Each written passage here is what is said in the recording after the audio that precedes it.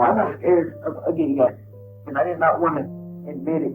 Okay? I was scared. I never had no one that overpowered me the way he did. The police told me that they believed that I helped Sean murder Fred. And it was a shock to hear that. The only thing that he told me was that he bug smashed him, like a bug on your windshield. At that moment, it was chaos in my own mind. That's the best way that I can explain it.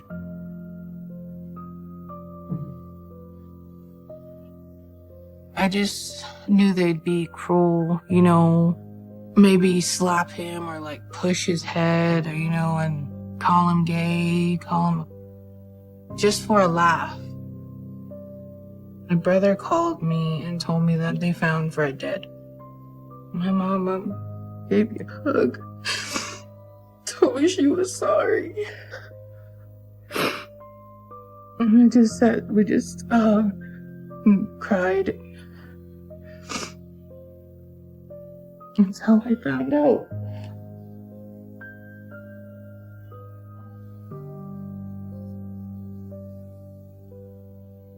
We went to where his body was, and they suggest that I don't look at it. But I wanted to see. I was hoping that I would see my son the way he was. To see him again.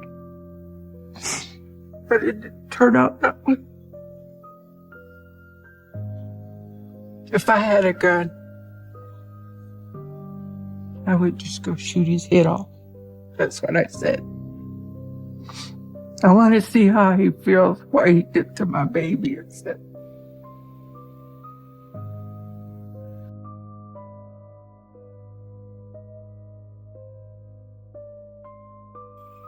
I like to look at his photos, and every morning I would say, I hope you're doing okay, son, up there, being a precious angel. That's what I always say.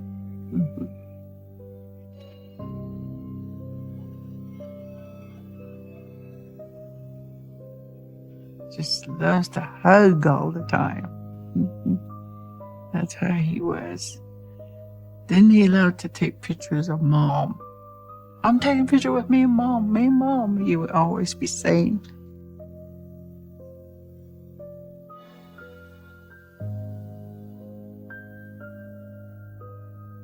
I was a single parent. I actually had 6 boys, but Fred was the youngest. He was a cheerful, friendly person. Always want to make friends. He used to wear cowboy boots, cowboy hat. And just go like that to him with his cheeks. And I like his dimple too, every time, you know. He was a cute little boy.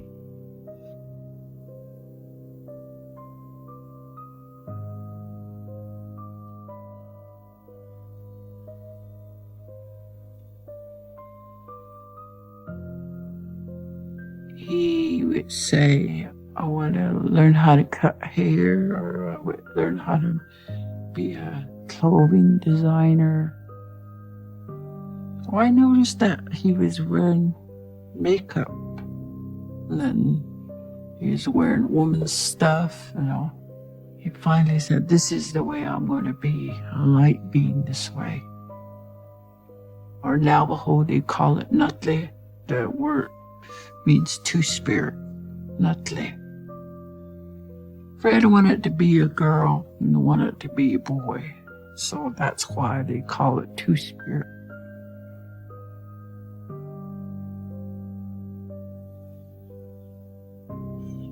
One time we were all home, he told us all to get in the front room, and he said, I'm going to tell you guys something. He says, you see me this way, this is how I'm going to be, and this is how I'm going to look. Well, his older brother told him, you better be careful out there. In Cortez, Colorado, some, except for the way Fred is and some don't. So, well, I was afraid of him being the way he wants to be, you know. But I never figured, you know, that something like this would happen to Fred.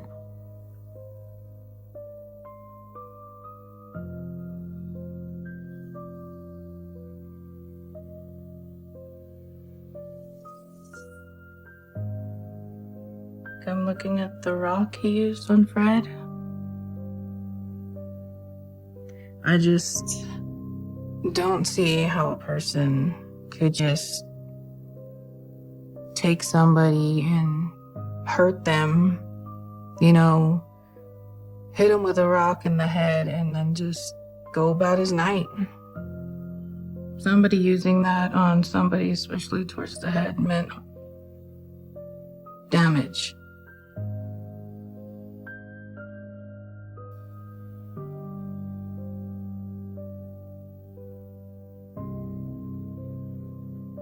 And Fred looked beautiful. He was very confident in himself, but kids at school would just call him names and just put him down. Be mean. He wouldn't say anything to anybody, wouldn't tell him to screw off, nothing. I think Fred wouldn't fight back because he was scared. You know, he was just scared they would hurt him. I was very protective over Fred. Fred was very, you know, gentle and kind.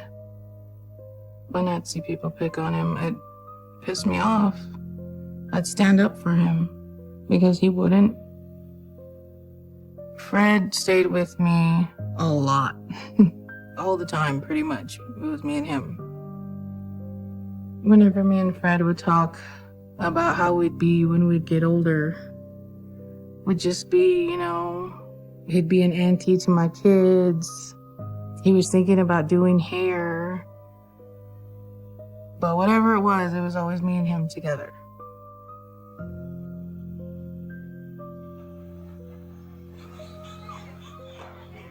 Every year around June, we have a carnival and rodeo. Mm-hmm. It's for 3 days. And me and Fred went all 3 nights. That year, we were excited to go to the carnival. So yeah, we were just happy. Life was great.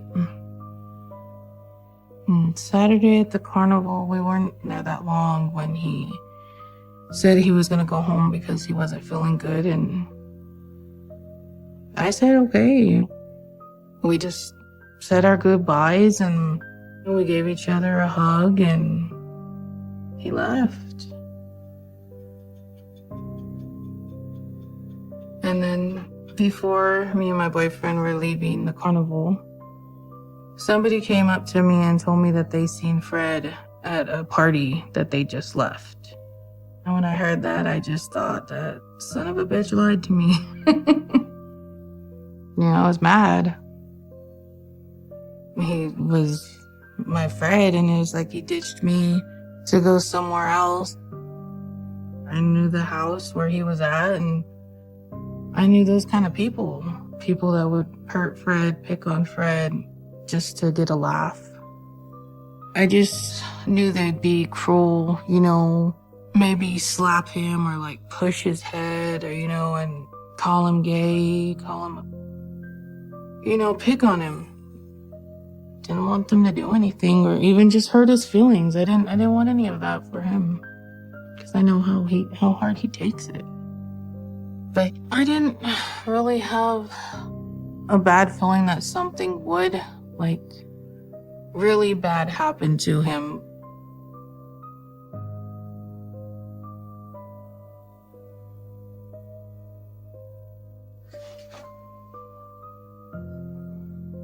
That's my cousin Sean. Sean made a mistake and he paid his debt to society. I think it's important not to view him as a monster because anybody's capable of hurting another human being and making that awful mistake. At any point, somebody can make that decision to hurt somebody else.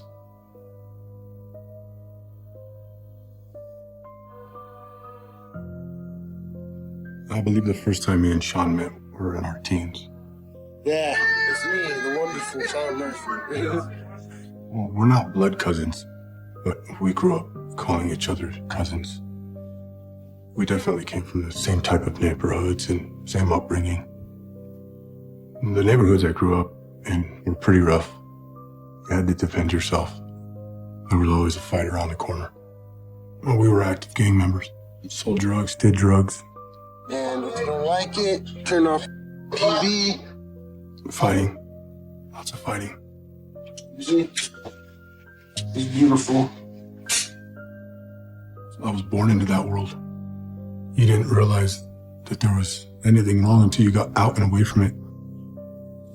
This one goes in one closet, and this one goes in the other closet, and that's the end of my story.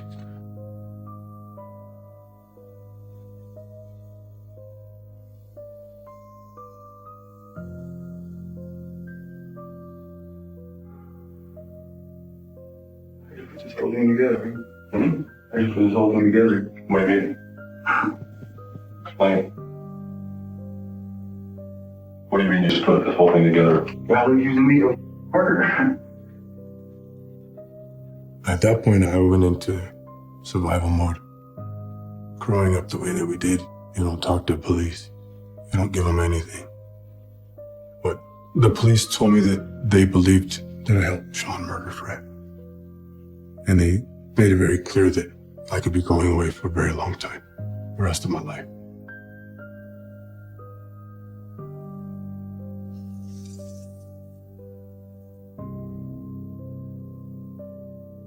In the beginning of high school is when Fred changed his look, the bandana, the makeup. That's when he started with the bra and stuff. We were running towards each other in the high school field, and I'm like, Fred, when did you get those? No, he was proud. He was happy with that. When Fred changed his whole look, he just seemed more comfortable. And, that was a way he came out that gave him confidence to actually say, I'm gay.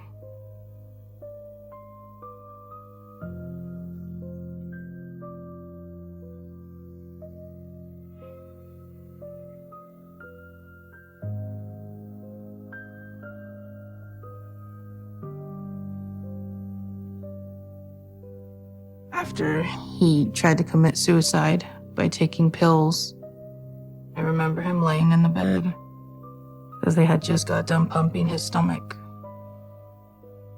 It was sad. I was sad when I seen him in there like that. And he looked sad too. I think Fred always thought he was going to commit suicide. Like that was his out. If it got too much, was to do that. And he used to talk to me about that all the time, and I'd get mad at him for it. But I didn't really think he would actually ever do it because I was there to make him feel like a person.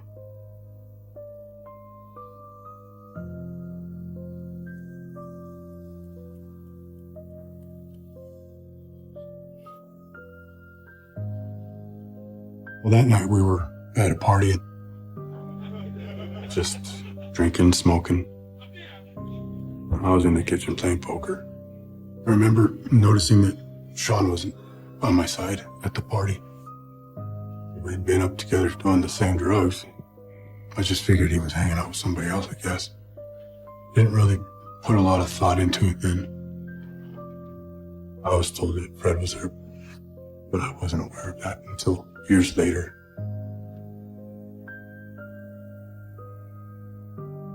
We left the party, and I noticed that Fred was walking. I had never met him before. I don't remember specifics of the conversation. Hey man, you need a ride? It was a friendly vibe. We never asked people if they wanted a ride. with bad intentions, because we've had to walk before, you know.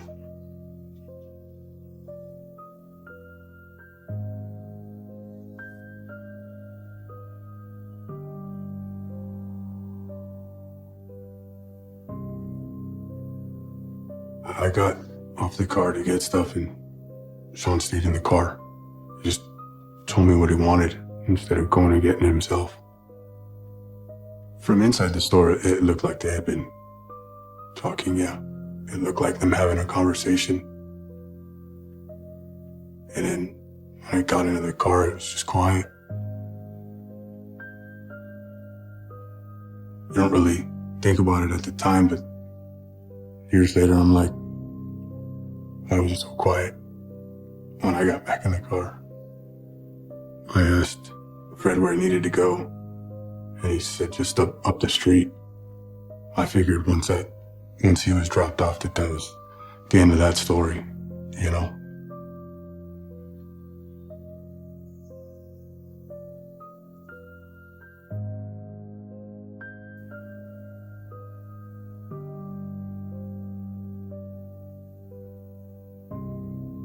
I was pretty tired. I figured we were just gonna crash, but Sean said he needed to go get some weed. There wasn't anybody in Cortez that I couldn't go get weed from. So when I offered to go with him, and he was like, no, they don't want anybody there. It was a red flag, but under the circumstances, me being tired, being a long night, I blew it off. I couldn't even give you an educated guess on how long. It wasn't hours. The next thing I know, Sean comes into the house. He's covered in blood.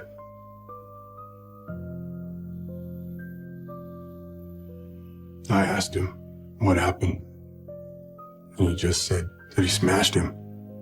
Smashed who? He didn't say. The only thing that he told me was that he bug smashed him, like a bug on your windshield. That was the only thing. He didn't say much. He used the word him. I figured it was a fair fight between two guys.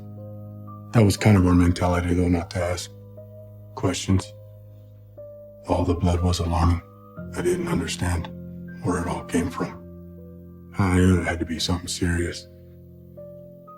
At that moment, it was chaos in my own mind. That's the best way that I can explain it. I told Sean to change and to give me his clothes and let me get rid of him. We put him in a bag, took him with us to New Mexico, where a few days later I tried to get rid of him.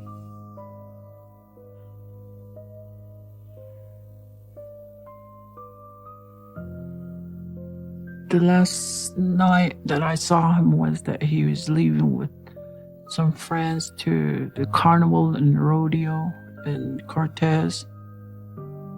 And he says, Mom, I'm going to the carnival with my friends. I guess that's the last time I went to see him. He said, Mom, I love you.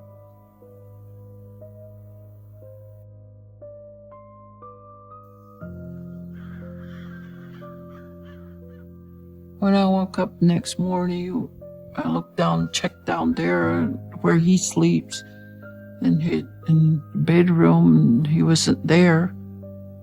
And that's when I told the boys, I said, you have any idea where he's at? Where did he go? He didn't come home. And they said, well, he didn't come back last night.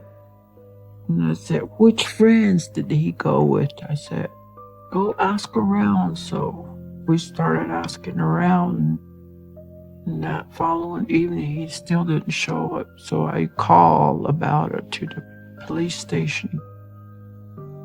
I called and called and called around, and we all looked around. Nothing. I said, there's something wrong.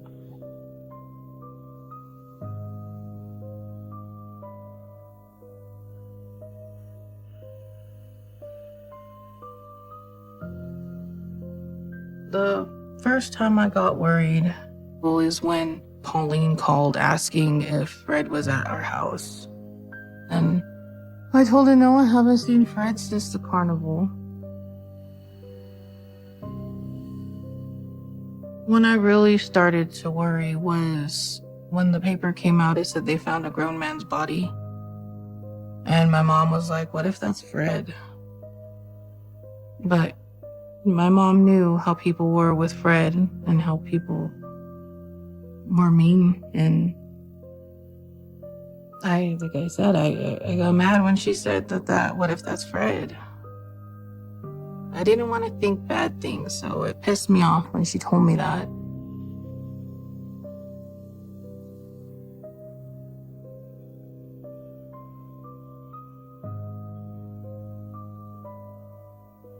I was at work and my boss came over and told me that there's some officer here to talk to you. And I think you better sit down, he told me. And I said, just come out and tell me, what is it? That's when they told me it was Fred's body that they found. There was some kids playing around and they said they found a body there. And they told me that they found out that was him. They just said he's been there probably for quite a while. That's all I hear. And they identify him with these tooth.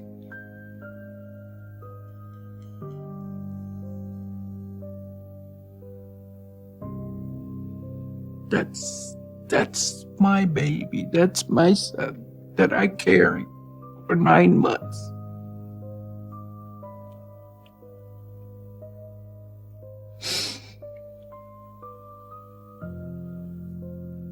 I said, why? He did nothing wrong. I would never get over this.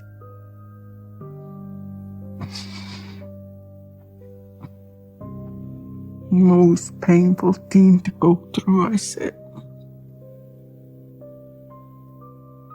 I was lost. I was like, what am I supposed to do? Where do I start? All I did was cry.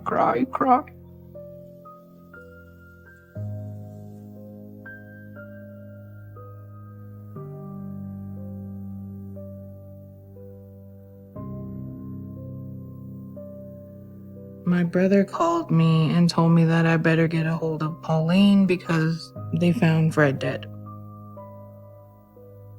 I called Pauline and I asked her what happened, and I said, did Fred commit suicide?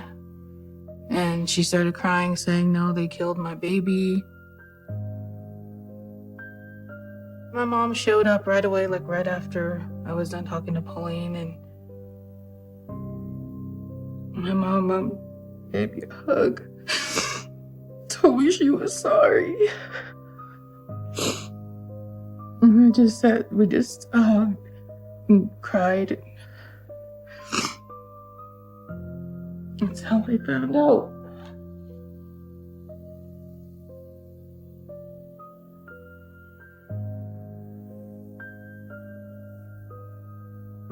I knew that they were investigating a murder in Cortez. Well, I had no idea that was Fred at all. My whole impression was that it was just that Sean had only gotten into a fight.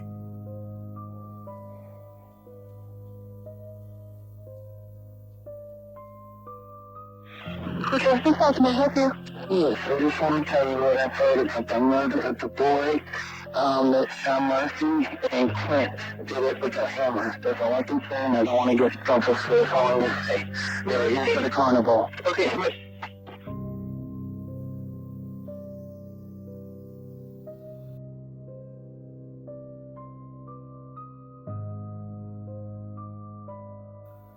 I'd been trying to get rid of the clothes for a while. I knew that there were evidence of whatever happened. And when Sean finally gave them to me, I got it right immediately to take them out of the house. I threw them in a dumpster. I thought I was doing good. I thought I was helping. And I think me and Sean were the last people to know that we were being sought after. I didn't know they were already following us. They were already watching.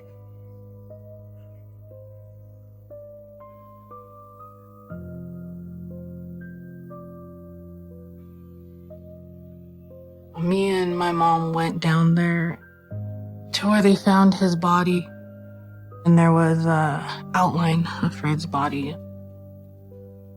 One of the things I was told is that there was a struggle. That's why there was bandanas thrown around. Fred used to fill up a bra with bandanas for his chest, so that's what those were. After going there and seeing where he was and, the body outline and knowing he got hit in the head with the rock and that he could have been there for a couple of days just burning in the sun because he couldn't get up. I had nightmares about it. I'd wake up scared and crying, my dream would be like Fred out there crying for me, asking for me to help him or him just crying laying there.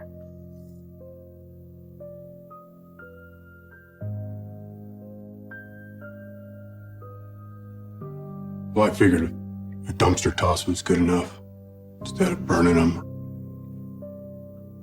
So after I threw the clothes, I made it back to the house and I left again to go get some weed. When I walked out the door, there was a bunch of cops with their rifles on me. One of them had snuck up behind me. He had me at gunpoint and told me to lie down on the ground.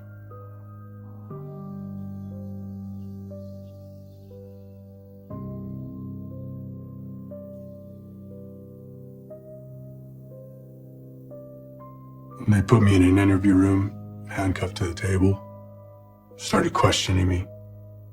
At first I was quiet. We're looking at a homicide investigation. We talked to a bunch of people. It's a case up in Cortez up there, 50-year-old kid that got killed out there. It's cheap. Well, you're one of two people that we're looking at right now real hard. You're saying the other one's my cousin Sean? Yeah. I don't know what to tell you guys. Well, I'll tell you what the problem we're going to have, my friend, is, like I said, we were watching you today, and one of the things that people saw you do is deposit some items in a dumpster. And if we find some blood belonging to the victim in our case up there, how much more do you think that we need than that to take you to court and probably convict you? This is my life. Why are you getting rid of your shoes? I'm sorry? Now's the time, man. Now's the time. Because what I saw today was you tossing a pair of shoes.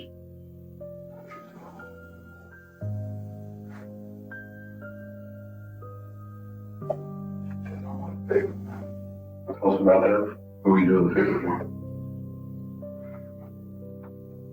Huh? Hey, I understand loyalty and friendship and all that, but you gotta understand that we're right.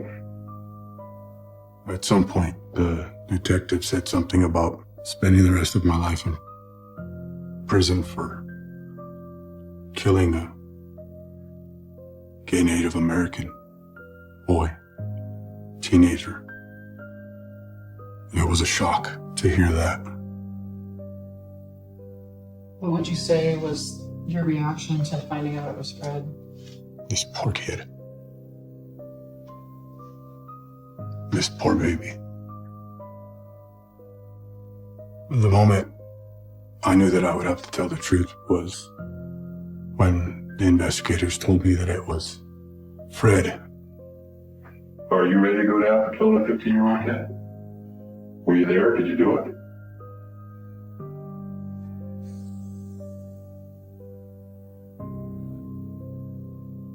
I remember thinking that when he showed up covered in blood, that he had gotten into a fair fight with another guy and that he was the victor. And I was okay with that. It wasn't until the police dragged us in and pointed out who the victim was that changed things. I remember what Fred looked like. He was small. I'd even use the word petite. It wouldn't take much to overpower him in a fight. It went from a fair fight to an unfair fight, and the kid's life was lost.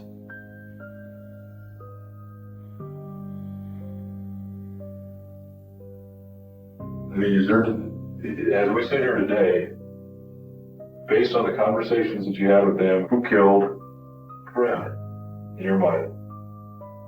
Killed Fred in my mind. Shot it.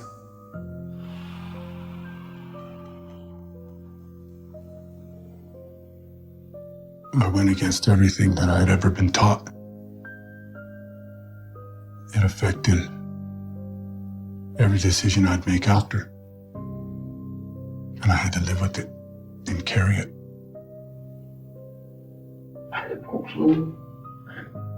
And I just wondered if he ever said, more stuff after that, like, you remember that guy that we picked up?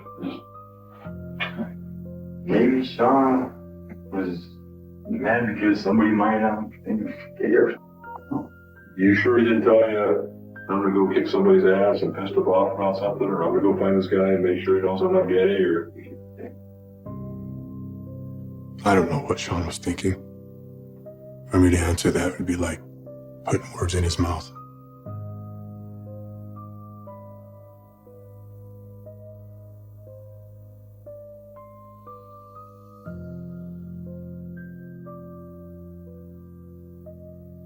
I was scared of getting gas, and I did not want to admit it, okay?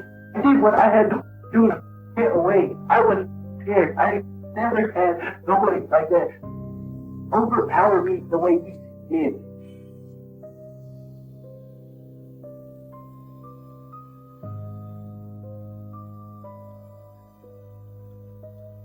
We went to where his body was, and they suggest that I don't look at it.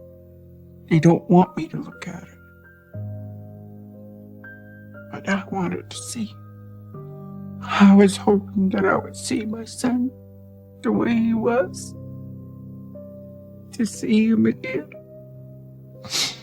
But it didn't turn out that way.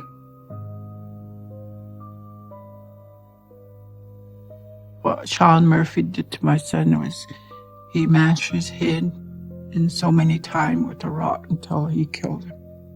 And left him out there for the animals to have him. If I had a gun, I would just go shoot his head off. That's what I said. I want to see how he feels, what he did to my baby. I said.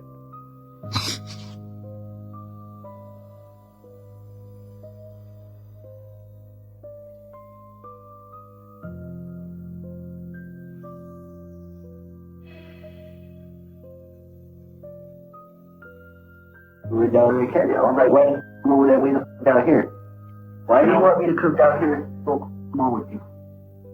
There was no boy, just easy. My power. He had no around where Red was. What was he trying to do to you? I didn't want to find out what he was trying to do to me. He hit me. It knocked me back, caught me off guard. He took over the power. I fell on some rocks. I was trying to hit him, stop me. He was overpowering me. He did a couple more times. I hit him with the rock.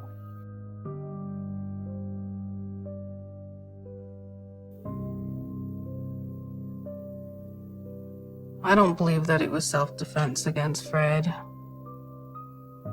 I really don't. Because Fred wasn't violent. It wouldn't have been him who started hitting Sean Murphy or something, Like I said, he wouldn't even stand up to people that were mean to him. I do have my own ideas of what happened, and I think Sean Murphy led Fred on that they were going to have a hookup down there. Couldn't think of anything of why he would be down there. He was so scared of the dark, and that was his worst fear.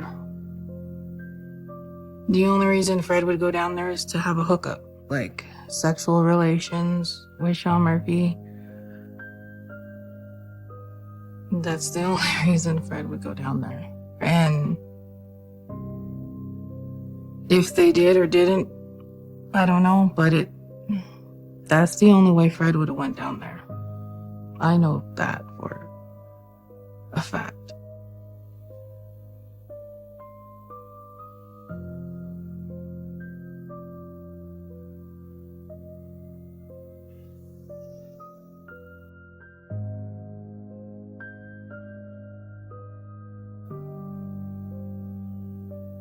A good friend of Fred's knew him to have hookups.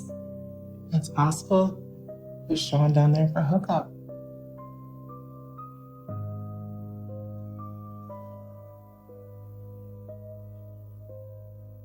The events of that night are still a big puzzle.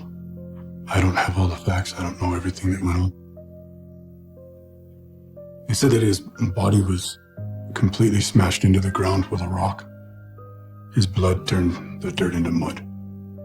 I was just asking why. I didn't understand why that would have happened. I can only account for myself. It changed my life. I mean, I'm here 20 years later and it's still affecting every decision that I make for myself and my children.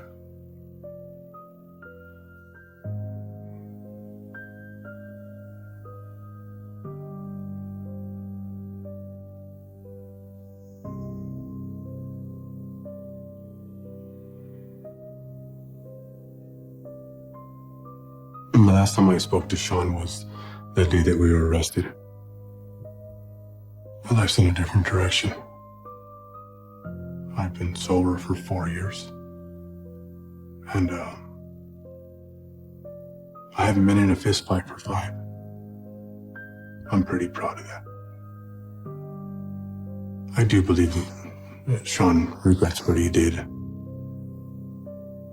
I hope that he's at peace with things. I hope that he's enjoying life and that he can be happy. I hope you guys use that.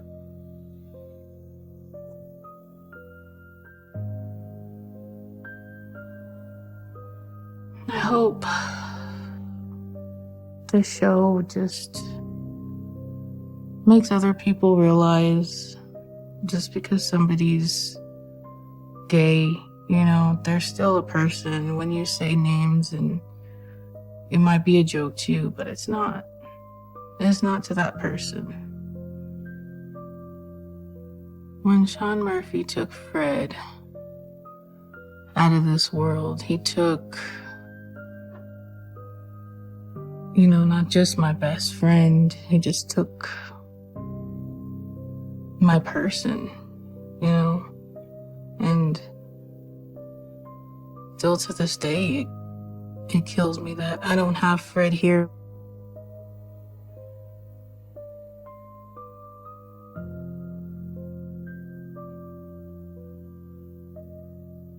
I can't answer why Sean killed my son. I can't answer. I don't know why. And I keep thinking about, I wonder if he knew him or what, you know, I keep thinking about that. I never did find the answer. I don't know. I lost my job. I lost everything. Everything I had, down to nothing. And then I got in a bad accident. And the doctors put me all back together. After I got better, I got cancer again. So I'm a cancer survivor too.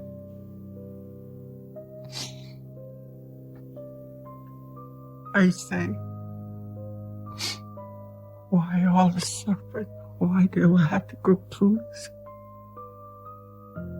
And then again, I always think that it must be my prayer. Somebody up there loves me, keeps me going.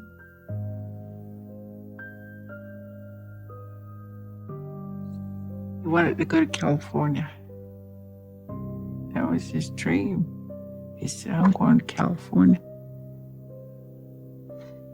I'm going to ride in a limousine, a long black one, he would say. You watch me, I'll do it, he would say that. I went to Hollywood. I rode in a black limousine for him. This is for you, son, I told him.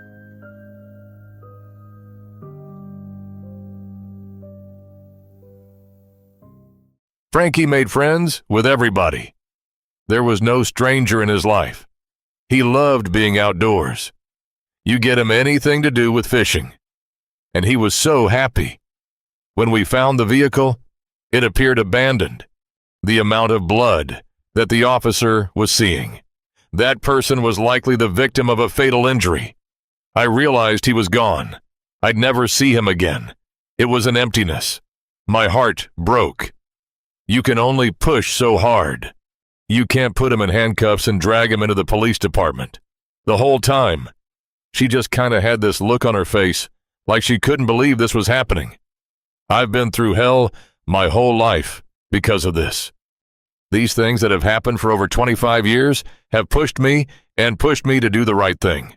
I'm going to turn myself in for a crime I was involved in years ago, and somebody lost their life. It was murder. On May 7th, 1993, the Reading Police Department received a missing persons report from Donnell Tadick. Donnell indicated that her fiancé, Frank McAllister, had borrowed the car the day before and had not returned.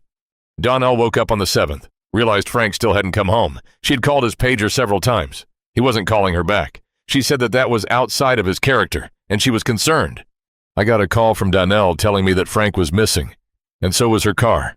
I just go, what? It's not like him to just up and leave. I hung up the phone, and me and my husband, Jack, went up there to Reading. I just kept thinking, he's going to be there when we get there. Then when he still wasn't. Then I started worrying. Something's wrong with him. I didn't think of anything at the time. I just figured he was. You know, gone somewhere. You know, but if he was going to go out of town, say to leave Reading to go to L.A. or whatever, he would have told somebody so that they would know. In a typical missing person case of an adult, such as Frank. You know, he's a 19-year-old adult male. He'd only been gone in less than 24 hours at the time she reported it. 19-year-old guy. Sometimes that happens. But Donald reported that Frank had gotten in a vehicle accident a few months prior, totaled his car, and received a $5,000 insurance settlement from that case. So he had just cashed that insurance check the day that he went missing. Frank was supposed to return the previous night, had cash on his person, and did not return. So obviously our concern there is, okay, has something happened to him, or has he voluntarily left and not returned? Frank was born September 20th, 1973 in Linwood, California. He was a good baby. He loved to joke. He'd love to tease you and do whatever he could do to get your attention. Frank would get into his dad's fishing poles, and he always got by me, and had that fishing pole in his hands outside, because he would practice. He would throw the fishing rod like he's catching fish and reel it in. You get him anything to do with fishing, and he was so happy. My husband Doug and I separated when Frank was about 8 years old. We'd had a lot of ups and downs, and we just couldn't make it anymore. And Frank went to live with his dad up in Reading. It was hard, but I didn't want him to stay with me. I didn't even have a car to get around in. I needed to establish my life. So yes, at the time, I thought he was better off with his dad. Doug and Frankie were constantly doing stuff together. We live so close to the river, and the weather's so hot here in Reading for about 7 months out of the year, that's what you keep to do. You go to the river. This is a good spot. There's a nice deep hole right there. So we just bring food and water and spend the day down here doing things. You just climb up the side and jump off into the water. This is our swimming pool.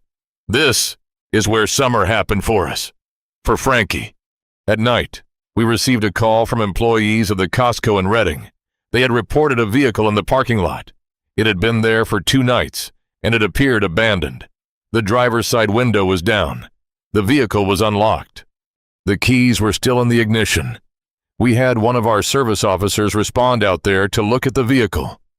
She noticed bloodstains on the outside of the vehicle, and the license plate was able to connect that vehicle as belonging to Donnell Taddick. At the time, I was the lead investigator assigned to the Major Crimes Division. And because of the missing persons case on Frank McAllister, as well as the bloodstains on the outside of the vehicle, I was called out to the scene. Upon arrival, we had turned our attention to a close examination of the vehicle. There was a significant amount of blood down the driver's door, the armrest, and down the inside part of the door. The patterning of the blood was primarily centered around the driver's seat. A white t-shirt that was on the floorboard behind the driver's side seat. It had a significant amount of blood on it. And then a backpack had some newspaper sticking out of it that had blood on it as well. Also, there was dirt on the vehicle, on the wheels and the wheel wells. So we had this very strong suspicion that something had happened somewhere else, and the vehicle had been transported and left abandoned in the Costco parking lot. If we look back to all the cases we had worked where we saw this amount of blood, it was almost always coincided with a homicide case. So we were very, very concerned that someone had been killed in the driver's seat, and then something had happened to them. So we wanted to focus this as if it was a homicide case. Detectives contacted Donald. Donald tells detectives that Frank was working as a cook at a local restaurant. They had also just gotten engaged. They were going to elope in Reno and get married and start a life together. She said that Frank had dabbled in the use of narcotics, specifically methamphetamine. But she was trying to get Frank back on track, get him out of the drug use. Donald told detectives that Frank realized he only had $5,000, not a lot for them to get going in life.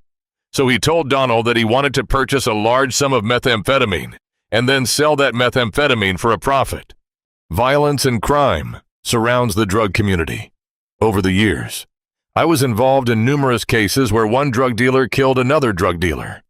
The dots are starting to be connected that Frank maybe got hooked up with some wrong people, and he's naive to kind of that world to a certain element of criminal in our area. He would have been a huge target. Bottom line is, you did not pass the test, not even close. But I need you to start being honest with me. And I need you to start doing that right now. Frank had told Donald that he was going to buy a large sum of methamphetamine and sell it, make a profit, so the two of them could have a life together. When I found out what the police said about the amount of blood in the car, I thought, well, Frankie's gone. Because it was his car.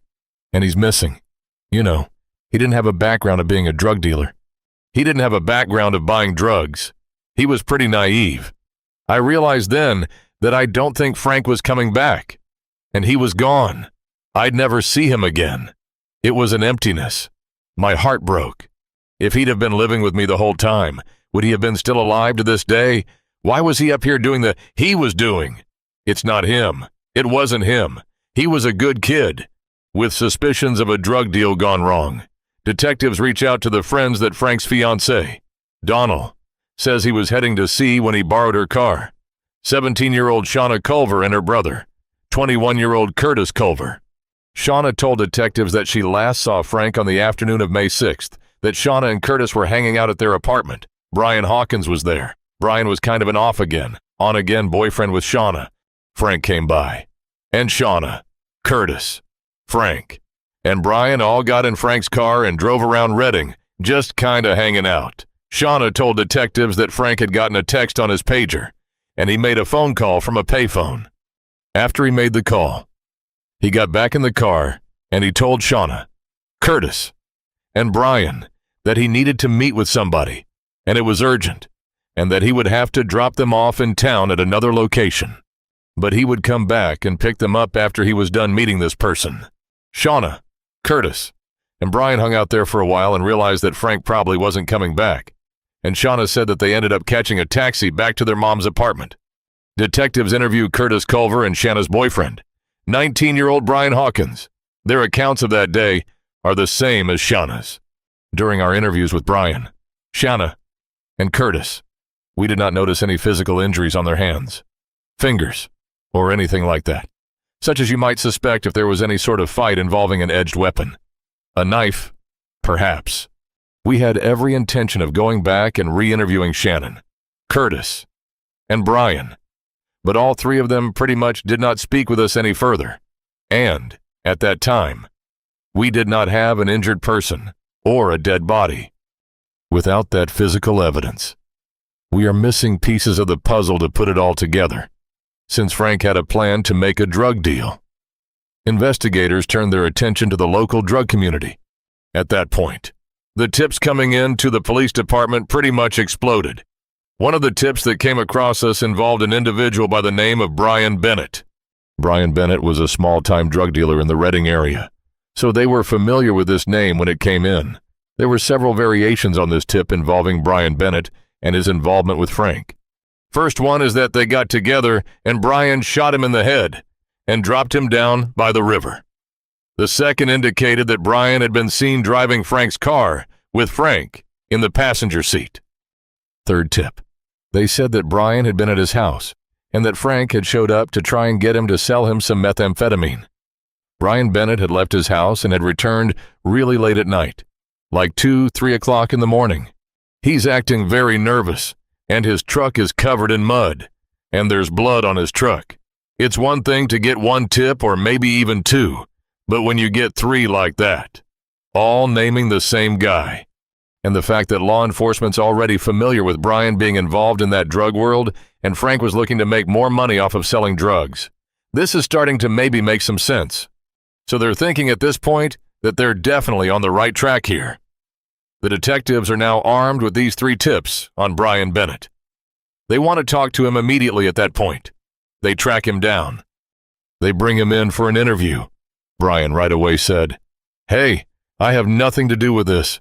In fact, that night when he would have disappeared, or that day, I would have been at home. I was hanging out with a group of friends. I was working on my truck. We, in fact, examined the bed of his truck, the whole tailgate area, and all the cracks. Did not see any debris or blood evidence, anything like that." Detectives were able to check on his alibi and confirm that the information he had provided detectives about what he was doing that day on the 6th matched up. So at that point, this went into the file of probable false leads. As 1993 rolls on, the hunt for Frank continues. My brothers, Mark and Doug, Frank's dad, scoured the area looking for Frankie for months and months. Then I think hope turned into just wanting to find the body. Now it's like, well, let's find him so we can put him to rest.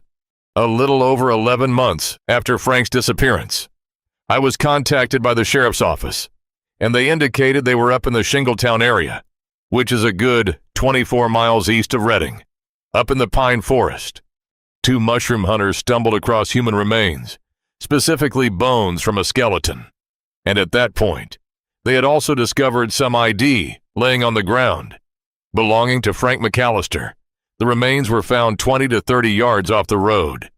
We're approximately 7 miles down the dirt road from Highway 44. When I arrived on scene, we conducted a fairly systematic grid search, where we walk as a line, trying to discover any and every piece that we can see. These are areas that are marked off to indicate certain items. Over in this area where the flag is waving in the tree is what appears to be some type of human or animal bone. These remains were fairly widely scattered. The skull was there. The jawbone was there. The teeth were there. There were ribs and vertebrae. The lower part of the body all had been scavenged by animals, and the bones dispersed. They found some dark-colored tennis shoes, a dark pair of jeans, and a sock. These were all consistent with the clothes that Frank was reported to have been wearing by Donnell when she made the missing person report 11 months prior. Dental records confirm that the remains are those of Frank McAllister. I got a call from the police. They said, "We found your son's remains." And I dropped the phone, and I just started crying. I mean, I didn't know what to do. And then to find out he was murdered and left where he was left. You know, we wanted closure, and that was some comfort. We can lay Frankie's remains to rest and have a place to go and talk to him. It was hard to bury your son so young and not get to really see him grow up and be something. It was really hard, as 19-year-old Frank is interred. The autopsy report hits detectives' desks. The forensic anthropologist discovered 2 knife wounds, one on the jawbone and one on one of the upper vertebrae. It was evident from the markings on the spine that Frank McAllister's throat was likely slit. There were other marks in the spine that showed a knife had gone through and nicked the spine, consistent with having somebody over the top of you stabbing you through your chest. So this thing's ramping up now. We just went from having a missing person case to a full-blown homicide investigation. Now we're going to be making another push to get another interview with the Clovers and Brian Hawkins. If you re-interview people, sometimes their stories start changing. They were the last 3 to most likely be seen with Frank before he was killed. At this point, they're really the only solid leads that detectives have. I don't want to do it. I'm not doing it. I'm not going to talk anymore about it. Is there any reason why no? I don't want to be doing this anymore, unless you're going to detain me and arrest me. Hold on. Detectives did try and make another run at Shauna and Curtis Culver, Brian Hawkins, but it's only been 11 months. Sean is still a minor at this point, so we're not going to be able to talk to Sean at all. You can only push so hard. You can't put him in handcuffs and drag him into the police department. You have to have a reason to do that. In this case, we were shut down. They cut off all contact with us. 2 years after Frank is murdered, the investigation into the teen who never came home cools like the mist off Lake Shasta. And the case goes cold in my heart. He was gone, and he was buried. And then one time, I went upstairs to lay down. And he was there when he was 8 years old. His hair, the way I combed it and everything. And he looked at me, and he says, "Mom, I'm okay. Don't worry about me no more. I'm okay." And then he went away. And I woke up, and I said, "He's okay now. He's in heaven. He's okay." Nearly 25 years after Frank's murder. A young television news reporter is by her phone. So in January of 2018, I'm 6 months in as a brand new reporter at KRC Art. Then I get this call from my grandpa. And I say, "Hey, Grandpa, you know, I'm working. What's up?" And he goes, "Well, I have this guy. He's got some information on this murder in Shingletown from 25 years ago. He wants to talk to you." And I'm thinking, I don't have time for this. But I hear him out. A lot of people know my grandpa Tony Trapasso here in Redding. My grandma and grandpa go to church every Sunday. But my grandpa Tony on this Sunday had a man approach him saying that he had some things that he wanted to talk to him about and pray about. But specifically, he wanted to speak with him about Frank McAllister's death. And the man's name was Brian Hawkins. Courtney rushes to Jennifer Scarborough, the news director at KRCR, to pitch the breaking story. My boss said that she remembered this story, and knowing that somehow we might have details that could help this cold case, we both agreed. Okay, well, we can't pass up this opportunity to talk to this man because no one has solved this in 25 years. Seeing Brian Hawkins for the first time, he was looking around, fidgety, nervous.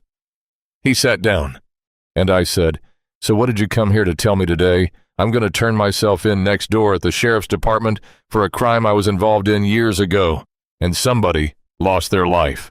And right there, I'm like, wait, what God and Christ? These things that have happened throughout my whole life since then, for over 25 years, have pushed me and pushed me to do the right thing. He said that God had led him to that. He had gotten saved, and that he knew that he needed to make it right. The one thing that he wouldn't give me details of and what I wanted. I wanted details about the murder. Somebody came up with an idea, or whatever you want to call it. They knew it wasn't my idea. Almost every minute of every day has been a nightmare. I've been through hell my whole life because of this. While I finished the interview with Brian, my boss was calling the police department and telling them, "Hey, we have these details. He's going to be bringing himself in." And they said, "Hey, there's 2 other people involved in this case. Can you hold off on airing this interview until we can go get them? KRCR management agrees to delay airing Hawkins' confession for 24 hours. I remember my sergeant coming into my office and saying, "Hey, you need to get over to the sheriff's office because there's a guy in there that's wanting to confess to the Frank McAllister homicide." I'm like, what one of the things you do as a new detective is familiarize yourself with cold cases. But I hadn't looked at the McAllister case since 2012, so it's like 6 years. In interviews with suspects, you always try and get a rapport going with that person. I introduced myself to him, and I just told him, "I looked at this case 6 years ago." I said, "I haven't looked at it since. I'm going to give you your time. So I'd like to hear, at this point, kind of what you have to say." My girlfriend at the time was Shauna Colbert. She had an idea too. She wanted to murder Frank because he had money on him, and he wanted to buy a 1/4 pound of Frank. She gave me a knife. She showed it to me in the bedroom. Why'd she say she was giving me a knife at that time? That's what she wanted to use to kill me. Later that day, Frank shows up at the apartment, and Brian told Frank that he could be the middleman for that methamphetamine deal. The 4 of them get in Frank's car together. Frank's driving the car. Brian's seated right behind Frank. Curtis Culver's in the right front passenger seat, and Sean is sitting right behind her brother. Brian directs Frank to drive to the Shingletown area. They get back to this real remote area, and they just sit in the car and talk for a couple of hours. And Brian tells me that Shauna kind of nudges him and pulls out the knife that she had shown him. What exactly is she saying to you in the back seat? To stab him. She's telling you to stab him. That's when Brian tells me Curtis pulls his own knife out. And who stabbed him first? Curtis did, from the front passenger seat. Brian tells me that Frank gets out of the vehicle and falls down on the ground just outside his car.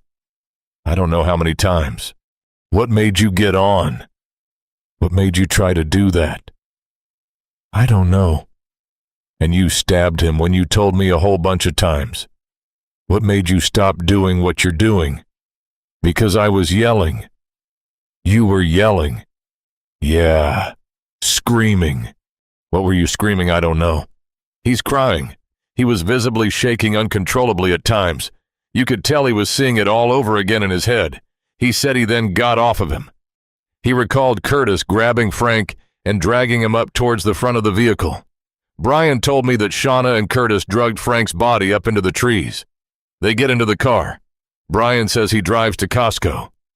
While Shauna and Curtis are inside making phone calls for a taxi, Brian tells me that he grabs like a newspaper and he's trying to wipe up blood the best that he can. And then Shauna and Curtis came out of Costco. Shauna and Curtis pull out a big wad of cash. They gave me some money. Money for free. Yes, there was blood on it.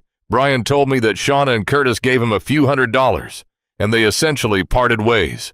I've been scared to death ever since. I love you too. With Brian Hawkins' televised confession set to air in less than 24 hours, Reading detectives race to find the Culbers.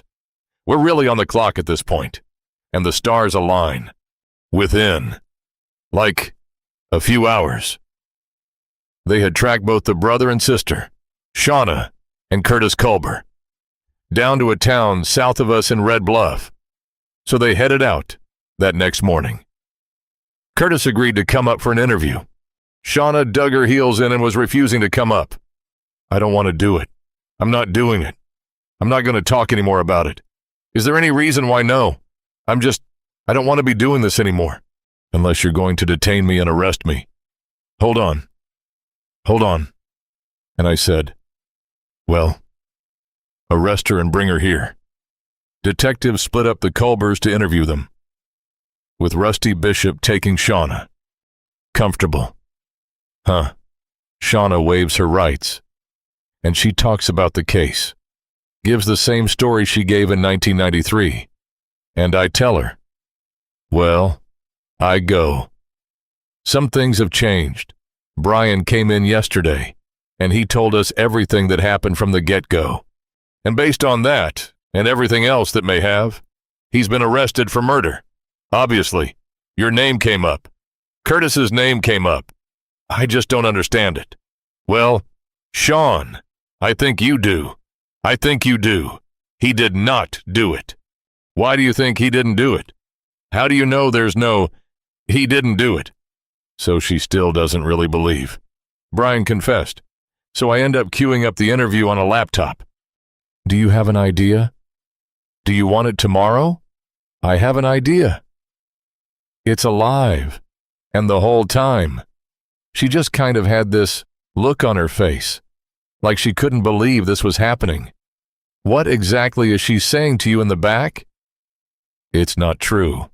The whole time she's trying to distance herself from him at this point. She realizes this is her worst nightmare. Why would he even say that? Things that he told me in that interview can be part of a physical evidence. Well, then it's a part of a physical evidence, obviously, because I need a lawyer. I need a lawyer. That's all I'm going to say. That's all I'm going to say anymore. I want a lawyer. Down the hall, Detective Bishop's partner, Eric Garnero, interviews Shauna's brother, Curtis Culver. Curtis Culver stuck to the same story that he had been telling for the last 25 years. It was almost a script we knew we would hear. He got a page. And then during his interview, my partner convinced Curtis to take a polygraph. That was the greatest thing that ever happened. Curtis bombs it. Bottom line is, you did not pass the test. Not even close. But I need you to start being honest with me. And I need you to start doing that right now. I think that Curtis realized he just didn't have anywhere to go. This thing is over. He had to tell him what really happened. Curtis said he didn't have the same knowledge about trying to rob or kill Frank prior to them going to Shingletown.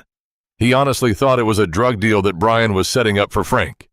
Curtis had a different spin on the confrontation in the car. He said he got really scared. He couldn't tell my partner why he got scared, but he said he pulled the knife out and he held it, pointing it at Frank. He was just pointing it at him. And then, what happened? He fell. Frank gets out of the car, falls down. All three of them get out of the car. Brian gets on top of Frank and proceeds to stab him over and over. When Brian is done stabbing Frank, Curtis says he picks up a rock, which he described as about the size of a basketball. But that also tells us that Curtis essentially helped with the murder himself. So that's huge. Reading detectives have all three suspects in the murder of Frank McAllister under arrest, just as KRCR airs Brian Hawkins' admission, a confession, nearly 25 years in the making, from Brian Keith Hawkins. I know the wrong can't be changed, but this is as close as I can come to doing the right thing. It's kind of weird that, Frank never even got to have a life, and neither did I. I believe he really did get God to tell him to confess. But why did he wait so long to get this off his chest? Why 25 years? I'm just sorry. I don't have him with me no more. Because of him. But why? Just because your girlfriend told you to do it? Prosecutors believe they have a solid case against their three suspects, despite contradictory accounts of what happened that day. The evidence shows that Frank most likely had his throat slit from behind based on the cuts to the vertebrae. It makes more sense. 2. Because it's a position of advantage. It's a surprise. Brian's in a perfect spot. It may have been a plan of Shauna's to kill Frank, but we do have some animosity between Brian and Frank. It seemed like Brian was accumulating anger. He thought that Frankie was trying to put the news on my sister. He snapped and took Frank's life because he was angry with him. In November of 2019, Brian Hawkins came into court and pled guilty to murder and robbery and all the enhancements. He then was ultimately sentenced to 25 to life for first-degree murder of Frank McAllister. Facing a mountain of evidence, the Culvers strike a plea deal. On January 14th of 2022, Shauna Culver pled guilty to her responsibility for the murder to robbery and additional charges and received 20 years in state prison. Curtis Culver pled guilty to manslaughter and robbery and various other assault charges, and he received 35 years in state prison. I wanted justice. But truthfully, nothing will bring back your child. I know he went to heaven. He's up there with his dad now. They're probably fishing all the time, and he's in a better place than we are right now. But it happened to go so long without finding an answer, and going through half of my life not knowing what happened. What good is it now? It can't bring him back. We can't bring him back. It's easy to think about what Frankie lost out on in his life. Dreams and aspirations and, he was dreaming of having a life, having a girlfriend or a wife, of having a kid of his own and getting to watch him grow up. He missed out on being with his father when his father passed away. He missed out on all that. Frankie could have led a normal, everyday life.